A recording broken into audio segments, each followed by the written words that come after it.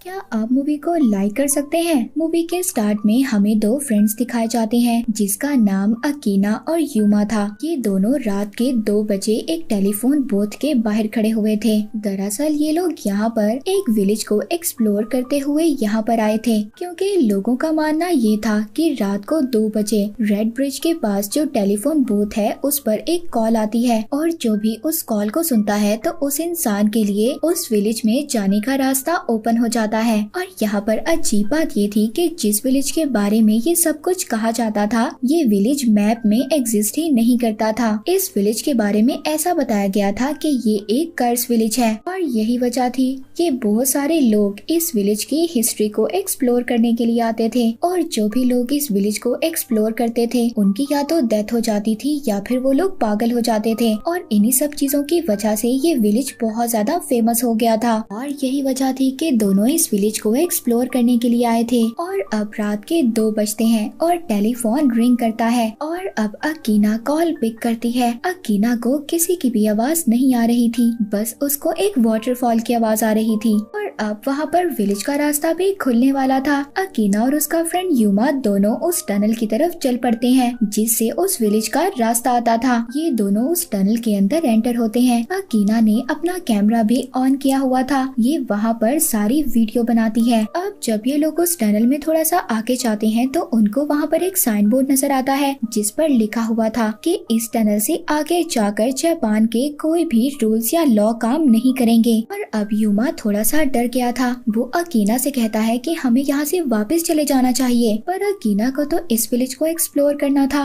वो अपने फ्रेंड यूमा की बात नहीं मानती। अब जब ये दोनों उस विलेज के अंदर एंटर होते हैं तो यहाँ पर इनको बहुत से पुराने घर नजर आते हैं। अकीना को यहाँ पर वॉशरूम जाना था। अब अकीना इन्हीं पुराने घरों की एक वॉशरूम को यूज करने का डिसाइड करती है। अकीना जब वॉशरूम में थी तो बाहर यूमा विलेज को एक्सप्लोर कर रहा था, तभी उसको वहाँ पर एक केज नजर आता है जिसमें से के उसको डॉग्स की आवाजें आ रही थी। पर जब यूमा पास जाकर देखता है तो वहाँ पर कोई डॉग तो नहीं था, बल्कि वहाँ पर डॉग का स्केलेटन था। दूसरी तरफ अकीना जो के वॉशरूम से बाहर आ रही थी, तभी उसको रियलाइज होता है कि बाहर से किसी ने वॉशरूम का दरवाजा लॉक कर दिया है और उसको बाहर से बहुत सारे लोगों की चिल्लाने की आवाजें भी आ रही थी। तभी थोड़ी देर बाद अकीना के इर्द गिर्द बहुत सारे हाथ अपीयर हो जाते हैं और वो हाथ अकीना को पकड़ने लगते हैं। तभी बाहर यूमा को भी कुछ नजर आता है। वो डर कर अकीना की तरफ भागता है। अकीना भी बहुत ज्यादा डरी हुई थी। उनके पीछे कुछ ब्लैक स्पिरिट्स थी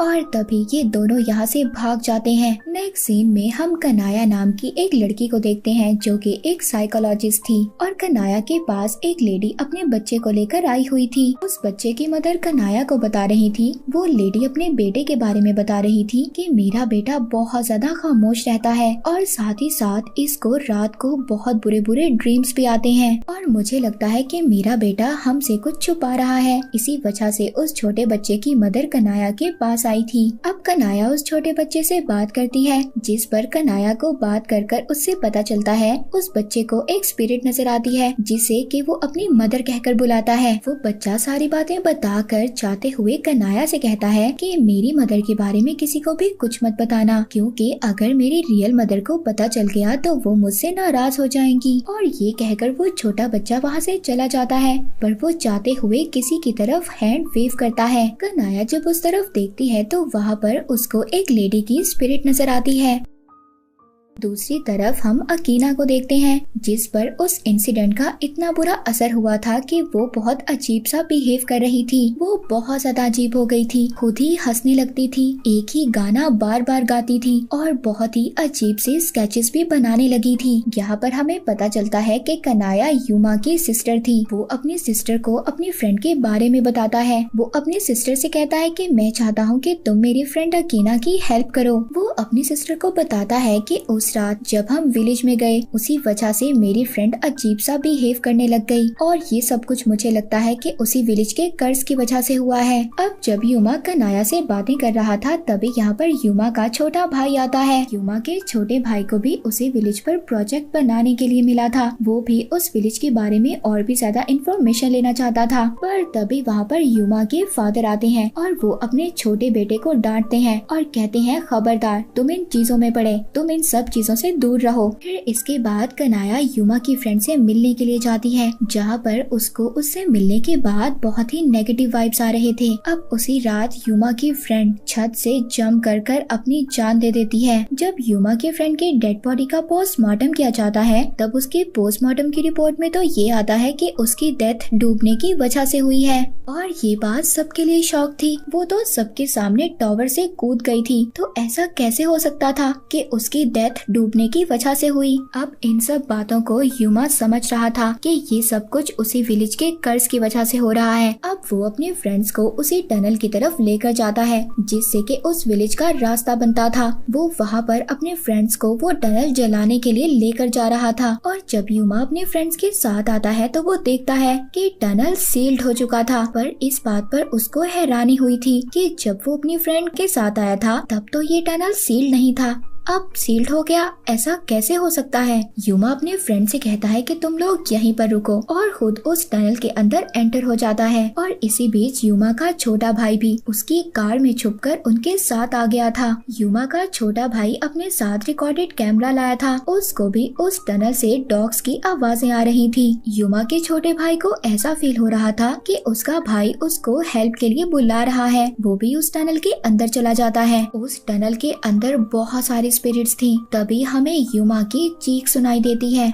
युमा के फ्रेंड्स इन सब बातों से बहुत ज्यादा डर गए थे और वो युमा की फैमिली और पुलिस को सब कुछ बता देते हैं। जब पुलिस और युमा की फैमिली यहाँ पर आ गई थी, तभी पुलिस को युमा के छोटे भाई का कैमरा मिलता है। इस बात से वो सब लोग समझ गए थे कि उनके साथ कुछ न कुछ तो गलत हुआ है। यहाँ पर पुलिस भी उस टनल के अंदर जाने से डर रही थी और सबको मना कर रही थी कि प्लीज अंदर मत जाएं। तभी युमा की मदर उस टनल के अंदर जाने की कोशिश करती हैं। जब उनको वहाँ पर सब लोग रोक रहे थे तो वो अजीब सा बिहेव करने लगती हैं। उधर ही कनाया को उसी बच्चे की मदर की कॉल आती है, जिस बच्चे को हमने कनाया के पास देखा था। उसकी मदर उसको बताती है कि मेरा बेटा बहुत ज्यादा बीमार है और वो हॉस्पिटल में एडमिट है। जब कनाया हॉस्पिटल आती है तो हॉस्पिटल आकर उसको ये पता चलता है कि जिस डॉक्टर ने युमा की फ्रेंड की ऑटोप्सी की थी, उनकी भी हालत बहुत ज्यादा खराब है और इसी वजह से उनको भी हॉस्पिटल में एडमिट कर दिया गया था। रात को कनाया उसी बच्चे के पास थी, पर जब रात को कनाया की अचानक से आंख खुलती है तो वो बच्चा अपने बेड पर नहीं था,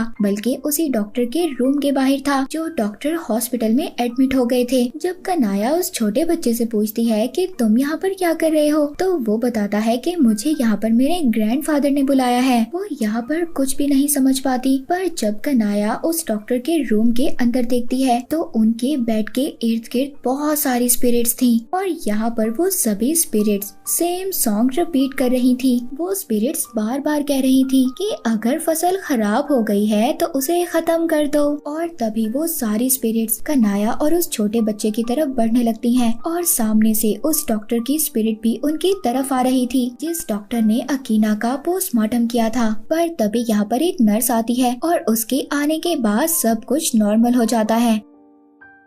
अब ये नर्स आकर कनाया को बताती है कि 2 मिनट पहले ही डॉक्टर की डेथ हो गई है। जी हाँ, नर्स यहाँ पर उसी डॉक्टर के बारे में बता रही थी जिनकी स्पिरिट अभी अभी कनाया के सामने थी। कनाया यहाँ पर समझ गई थी कि उस टनल और उस विलेज से इस बच्चे का कोई ना कोई कनेक्शन तो जरूर होगा, क्योंकि कनाया ने आज जिन स्पिरिट्स को देखा वो स्पिरिट्स बार बार वही सॉन्ग गा रही थी जो अकीना ने मरने से पहले गाया था। अब कनाया जब उस छोटे बच्चे के पेरेंट्स से बात करती है तो को पता चलता है जो उनका असल बच्चा था उसकी उसी दिन डेथ हो गई थी। पर तभी वहाँ पर हॉस्पिटल में ये बच्चा पैदा हुआ, क्योंकि उस बच्चे का कोई भी नहीं था तो इसीलिए हमने उसको अडॉप्ट कर लिया। नेक्स्ट सीन में हम युमा की एक और फ्रेंड को देखते हैं जिसकी गाड़ी उसी टेलीफोन बूथ के पास खराब हो गई थी। और जब वो अपने फ्रेंड्स को हेल्प के लिए वहाँ पर बुलाता है और फिर जब उसके फ्रेंड्स आकर देखते हैं तो उनके फ्रेंड की गाड़ी तो वहाँ पर थी, पर उनका फ्रेंड वहाँ से गायब था। और तभी उसी टाइम रात के 2 बज गए थे। वो टेलीफोन भी रिंग करता है। उन दो फ्रेंड्स में से एक फ्रेंड उस फोन को रिसीव करता है पर उसमें से कोई भी आवाज नहीं आती। दूसरा फ्रेंड भी जब फोन सुनने के लिए आता है तो वो बूथ खुद ब खुद बंद हो जाता है और अचानक से उस टेलीफोन बूथ में पानी भरना स्टार्ट हो गया था और तभी उस टेलीफोन बूथ के बाहर बहुत सारे स्पिरिट्स जो कि वही सॉन्ग गा रहे थे। इसके बाद सीन शिफ्ट होता है कनाया पर। कनाया अपने फादर से बार बार पूछ रही थी इन सब के बारे में, मगर उसके फादर बहुत ज्यादा परेशान थे और कनाया को कुछ भी नहीं बताते। और कनाया अब इन सब बातों के बारे में जानने के लिए अपने ग्रैंडफादर के पास जाती है, जहाँ पर उसको अपनी ग्रैंड मदर के बारे में याद आता है। दरअसल उसकी ग्रैंड मदर भी स्पिरिट्स वगैरह को देख सकती थी और स्पिरिट्स देखने का ये गिफ्ट कनाया को अपनी ग्रैंड मदर से ही मिला था। अब कनाया अपने ग्रैंडफादर को उसी विलेज के बारे में बताती है। उसके ग्रैंडफादर कहते हैं कि हाँ, पिछले कुछ साल पहले वो विलेज एग्जिस्ट करता था और उस विलेज के पास एक डैम था। उस डैम के टूटने की वजह से पूरा विलेज डूबकर डिस्ट्रॉय हो गया। तभी कनाया को अपनी ग्रैंड मदर याद आती है। जब वो एक दिन अपनी ग्रैंड मदर के पास बैठी थी, उसने वहाँ पर अपनी ग्रैंड मदर के साथ बैठकर तभी दूर एक लड़के को देखा था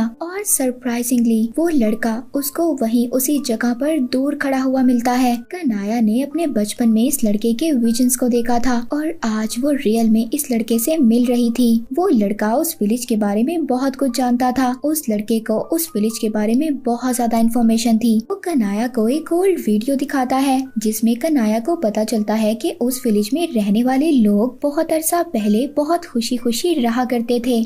फिर एक दिन वहाँ पर कुछ पावर कंपनी के लोग आए और उन्होंने इस विलेज के इर्द गिर्द डैम बनाने का डिसाइड किया था। उस विलेज के लोग ये नहीं चाहते थे कि किसी तरह से भी उनके विलेज को डिस्ट्रॉय किया जाए। वो लोग अपने विलेज को बचाने के लिए प्रोटेस्ट करते हैं। वो कंपनी तो सिर्फ अपना प्रॉफिट कमाना चाहती थी, इसीलिए उस कंपनी के लोगों ने वहाँ विलेज के लोगों को टॉर्चर करना शुरू कर दिया। कुछ पॉलिटिकल पावर से ये प्रूव करवा लिया कि ये विलेज एग्जिस्ट ही नहीं करता, जिसके बाद वहाँ विलेज के बाहर वही बोर्ड लगाया गया जो हमने मूवी के स्टार्ट में देखा था, जिस पर लिखा हुआ था कि इससे आगे जापान का कोई भी रूल या लॉ अप्लाई नहीं होगा। और उस कंपनी के लोगों ने वहाँ पर रहने वाले विलेजर्स के साथ जो कुछ भी किया वो किसी कर से कम नहीं था। उन्होंने वहाँ पर विलेजर्स को बहुत ज्यादा तंग किया, उनके साथ बहुत बुरा सलूक किया। फिर इसके बाद वो डैम टूटने की वजह से वो गाँव पूरा का पूरा डूबकर डिस्ट्रॉय हो गया।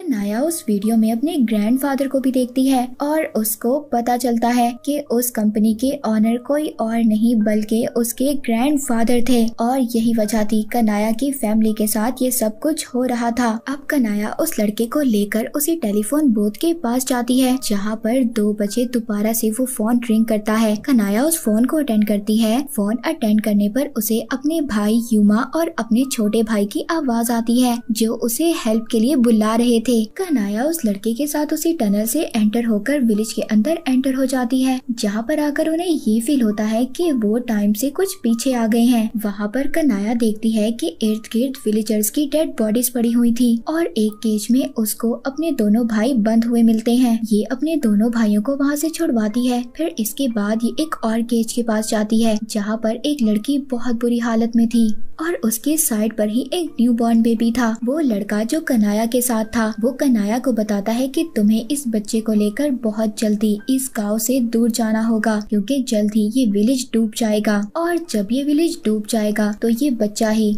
इस विलेज के लोगों के नाम को आगे बढ़ाएगा और यही बच्चा है जो इस विलेज के कर्ज को खत्म कर सकता है। अब जब कनाया, उसके भाई और वो लड़का सभी इस गांव से दूर भाग रहे थे तो वो लड़की जिसका ये बच्चा था वो इनके पीछे आ रही थी और वो लड़की एक इविल में बदल गई थी और इन पर अटैक करती है। वो लड़का और युमा दोनों मिलकर उस लड़की को रोकते हैं। वो दोनों कनाया को कह रहे थे कि इस बच्चे को लेकर यहाँ से दूर चली जाओ। जब कनाया अपने छोटे भाई के साथ उस बच्चे को उस गांव से दूर ले आई थी, वो दोनों उस टनल से निकलकर बेहोश हो जाते हैं पर उनके पास वो बच्चा नहीं था। इसके बाद कनाया और उसके छोटे भाई को हम हॉस्पिटल में देखते हैं और दूसरी तरफ तरफ वो छोटा बच्चा जिसको कनाया उस गांव से ले आई थी, उस बच्चे को एक फैमिली उठाकर ले जाती है। फिर इसके बाद कनाया को डॉक्टर्स बताते हैं कि उन्हें उसके भाई युमा की डेड बॉडी मिली है और साथ ही साथ उसके साथ 2 स्केलेटन्स भी थे। कनाया समझ गई थी कि